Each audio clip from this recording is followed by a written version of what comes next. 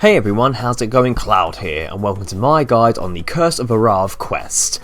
Now, for this quest you need the following requirements. So you must have completed the Defender of Varrock, Shades of Mort'ton, Troll Romance, the Tale of the Muspah, Missing My Mummy, and you must have also fully restored the Temple of Senliten, which is the temple in the Missing My Mummy quest. Now, if you're not sure or haven't done that, I would recommend going to my Missing My Mummy quest guide in the video description below and just sort of going through that, as I basically tell you in the guide A, how to complete the quest, and B, also how to fully restore the temple, and you must do that in order to be able to proceed with this quest, so definitely make sure it has been. You'll need these skills: level 37 Slayer and level 41 Summoning, both cannot be boosted, level 61 Agility, 64 Range, 64 Strength, 64 Mining, and 66 Thieving, all of which can be boosted, so it's only the Slayer and Summoning that cannot be. You'll also need to have a fairly decent combat level in order to fight a level 180 Arrav. As for items, you will need 3 Dwellberries, you'll need some Sacred Oil. Now, if you're not too sure how to get Sacred Oil or can't remember, that is the oil you can obtain through the Shades of Mort'ton sort of mini-game. So again, if you're not 100% on that, click the link in the description below for the Shades of Mort'ton quest, as that talks through how to complete the actual activity and how to go about obtaining Sacred Oil. You'll need a Ring of Life, a Crossbow, and a Mithril grapple, the one with the rope attached to it. Insulated boots, these are what you can get from any Slayer Master. And you'll also need a familiar with the remote review ability, which will be either a Macaw, which requires level 41 summoning, or a Ravenous locust, which requires level 70 summoning. And like I said, obviously weapon, armour, and food to survive against the level 180 Arrav. The only other thing I do recommend, if you have it, is some quick access to the desert. So either a Pollnivneach teleport scroll, which you can buy from the Grand Exchange, or if your player-owned house is in Pollnivneach, you can teleport there, or access to the fairy rings, or if you have completed any of the desert task system and have the desert amulet as a reward, you can use that to teleport to Nardar. Also, if you have the ability to teleport to Trollheim, that will speed up a little bit later, but it doesn't matter too much if you don't. So yeah, quite a lot of requirements and items for this quest. I will write them all in the description just so you can make sure you have got everything. Once you've got basically everything, you'll want to start this quest by speaking to Ali the Wise, who is located in Nardar. So we are currently just outside Nardar, which I have used the desert amulet from the desert task system to teleport here. But like I said, you can use fairy rings to get near to Nardar, or use the Pollnivneach teleport scroll to get here, and then all you need to do is use a magic carpet to the south to travel over to Nardar. But you'll find Ali the Wise in his house in the northwestern part of Nardar. So go through the dialogue with Ali the Wise, and your character will learn of a tunnel on Trollheim Mountain, but be sure to ask him where is the tunnel entrance before continuing, otherwise you will not be able to enter the cave. So you now need to head to Trollheim. So if you have the Trollheim teleport, you can use that to go straight there. If not, you will need to travel to Trollheim from Burthorpe using the mountain path that you would have done in all like the troll quests that were required to complete this quest, and obviously you'll need those climbing boots with you in order to gain access over the obstacles. But what I'll do, I'll wait for you guys to be at Trollheim, and then I'll tell you where to go from there. So once you're at Trollheim, you want to make your way off the mountain and go northwest along the path until a sub-path breaks off north, and you'll see on the mini-map where I'm going. This is the path that will take you to the ice gate in Desert Treasure, but keep going north instead of going through the ice gate to reach Lamastard's tunnels. Go in through the cave entrance and make your way through the ice caves, and there are ice trolls in here, so be careful as they will try and attack you. And at the end of the tunnel, head through the crevice and then continue east to the next cave entrance.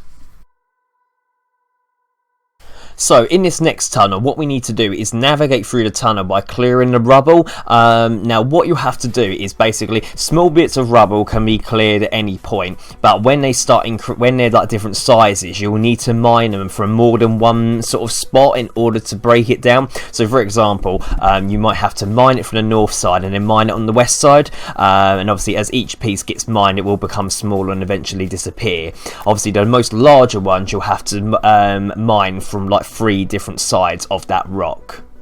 So this one is quite easy to do. You'll soon get the general gist of it. It will basically require you to sort of keep moving around all the time and mining different spots, but what you need to do is just keep clearing through it as you go, and obviously just keep changing positions to be able to mine down the bigger pieces of the rock.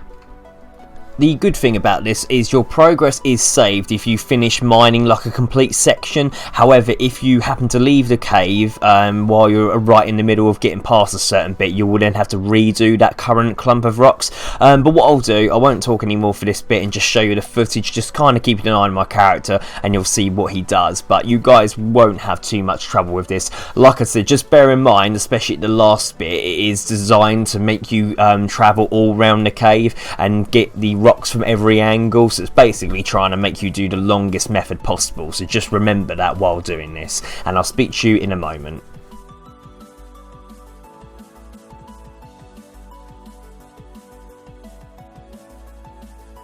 So once you've mined through all the rubble, make your way to the room in the east of the cave, and there are 4 tablets on the ground, which are the stone, granite, slate and shale tablet. It's recommended to bank these tablets at the next convenient point so you can give them to alleyways after the quest. Once you make it to the basement, you want to search the bookcases to get notes A to J about the martial art, and then go up the stairs. So, you all appear in a castle with Arrav nearby. Once he has arrived, speak to him, but he cannot control his body and then starts to attack you. Now, like I said at the beginning of this guide, he has a combat level of 180 and he attacks with melee, so protect from melee is suggested if you're finding he's taking a lot of damage to you. You will deliver a few attacks with him talking in between each one. When Arrav has about 25% of his health remaining, he will temporarily regain some control over his body and will tell you to search the flame tapestry in the southern room. Zamorga will then call him and he'll be teleported away. So head to the room directly south of where you currently are and search the tapestry on the western wall with the candles next to it. You must have 2 free inventory spaces at this point, and you'll receive a base key and the base plans. And you can now teleport out of this castle, and we'll want to return back to Ali the Wise in Nardar. So obviously if you have the desert amulet, you can teleport straight to Nardar. If not, just head there the same way as you did at the beginning part of this quest.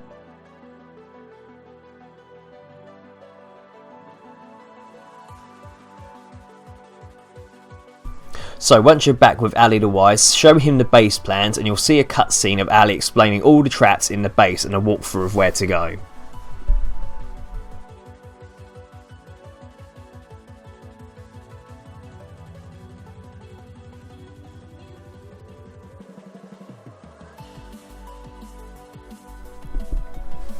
So the first thing we need to do is prepare the jar that will store Arrav's heart. So you can use the bank in the south of Nardar if you have the required items in there, unless you've already got them in your inventory.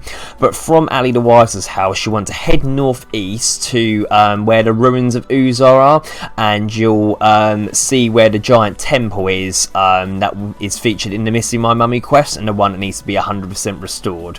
So navigate your way through the temple, and then when you sort of get to the lower levels, you'll need to pass the stone tiles again in order to reach the other side. Obviously the colour combination will be the same as last time, so the safe way to get across is either to use the green and blue tiles and don't touch the red and yellow, or use the red and yellow tiles and don't touch the green and blue. Once you are on the other side, talk to the Pharaoh Queen and she will tell you how to make a jar to preserve Arrav's heart and give you an empty canopic jar. The jar has to now be filled with some sacred oil, 3 Dwellberries and a ring of life in that order, but be careful when adding the Dwellberries because the default left click option is to eat them, so you want to right click them and make sure you use the use option. The canopic jar will then become oil in the canopic jar, then oil and berries, and then a full canopic jar. Once you have completed this, you'll then want to return to Ali the Wise with the full jar, and he will then recommend that before you enter the base that you need to wear insulation to stop the electric shocks, which are obviously the insulated boots, have a form of surveillance, which is your Macaw or locust with the remote view ability, and the grappling hook and crossbow. So we now need to return to Zamorgul's zombie base that was featured in the Defender of Varrock quest, but we're going to use the safe option to get there, which is by speaking to Heartwin in Varrock. So if you teleport to the Varrock Lodestone via the Lodestone network, and then keep heading north to Varrock Castle and go up the northwestern tower, and you'll find Heartwin in there, and I'll speak to you in a moment. So once you're with the character Heartwin, speak to him and he'll guide you to the Chaos Temple safely so you can avoid PvP. You then want to go down the trapdoor into Zamorgul's base. So while dodging the armoured zombies, follow the tunnel all the way around, going through 2 doors until you reach a 3rd metal door. The good thing is you won't have to kill the zombies for the red mist like you did in the Defender of Varrock quest. Now with the base key obtained earlier, the metal door will now open, and then what you want to do is go east to the small side room with the range in it. Now do not walk into the human detection spells because they will trigger and send you back to the entrance. You want to equip the insulated boots and then enter the pipe on the south side of the room, and with the boots equipped the sewers are completely safe. So you want to walk around the end of the sewers and you'll see the kilowatt in the cage, which is obviously providing the electrical current, and another pipe. Now try to enter the pipe and you'll get a message saying it should use remote review. So summon your Macaw or Ravenous locust, depending on what you brought. Stand in front of the pipe and then interact with the familiar to access a remote view option. A cutscene will then occur where you wait for the zombies to leave and then click continue and then enter the pipe. Now if you don't complete this next bit within 5 minutes, the zombie guards will come back and kick you out of the room, but you will keep the items that you obtained earlier. And make sure you do not dismiss your familiar, because if you fail you'll need the remote view ability again in order to get back into the pipe. So run into the room to the south of you and search the tables for decoder strips and notes K to Z. You then want to pick the lock on the chest on the south wall of the room for the code key. What you need to do is read your pass key and make a note of the 4-letter code, which I believe is different for each player, so make sure you do make a note on this bit.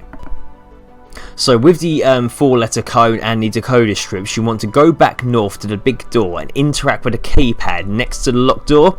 So this bit's quite easy, you just got to make sure you do it in the correct order for yourself. So I'll talk you through it with my code, but then obviously just do the same for your code. So select strip number 1 by clicking it, and you use the arrows at the top right of the screen to put strip 1 over the line indicated by the first letter of the code key. So my first letter was G, so I need to put strip 1 over G, and that will then leave you with a number in the obviously gap in the decoder strip. So my first number was 2, so using the other little buttons in the middle, use the up and down arrows to change what number you want, and then when you've got the number that you want, which in this case was number 2, if you then press right, it will now go on to the second number for you to enter.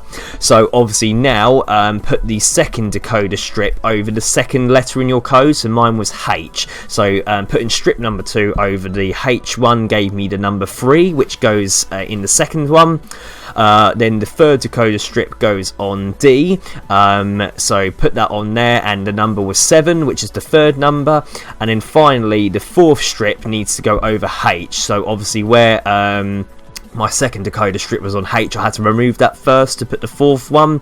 Number 4 then was the fourth code for the pin. So if you've done that successfully, the door will then unlock. So it's quite simple. Like I said, obviously just take note of your 4-letter code right at the beginning, and then use the respective decoder strips on each one. So strip number 1 on the first letter, strip number 2 on the second, etc, etc. And if you've done that all correctly, it will then open the door.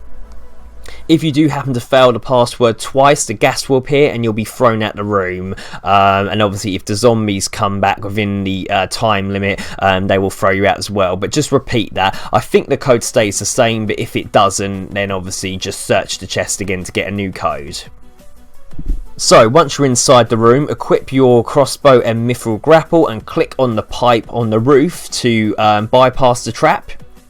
And then finally you want to click on the pedestal and you will automatically place the heart in the full canopic jar, turning it into a heart in a canopic jar. And then you want to then teleport back out and return to Alleywise in Nardar to complete the quest.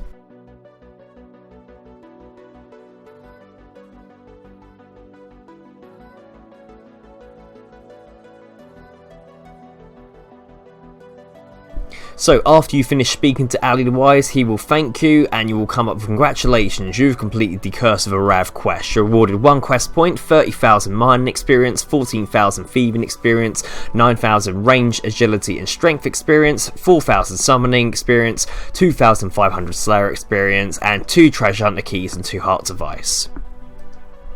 So after the quest you can talk to Allywise and give him additional information, but there are no rewards for doing so. It's more for the sort of like lore of the Majorat. So you can give him the 4 tablets you found in the tunnel and the 2 notes of the Majorat names, A to J and K to Z. And you can also give him information from the different quests such as Desert Treasure, Wild Gothic Sleeps, etc. But yeah, overall, not a really difficult quest. The only sort of time-consuming bits are obviously the bit at the beginning where you had to mine through the tunnel. That can take a little bit of time, and also going through the Morgul space. But that last part is very easy to do as long as you do it in the correct method, as I talked you through. But obviously, the rewards are pretty decent, and the main reason most of you will be completing this quest is to either complete the Temple at Senliten quest, which will give you access to the Ancient Curses, and also the Dimension of Disaster quest as well. But yeah, you shouldn't run into any problems following my guide. However, if you do get stuck at all, leave a comment in the comment section below and I'll help you out as best as I can. If not, thank you for watching. Please make sure you like, favourite, comment, subscribe, and don't forget to share with your friends. Thanks everyone, bye bye.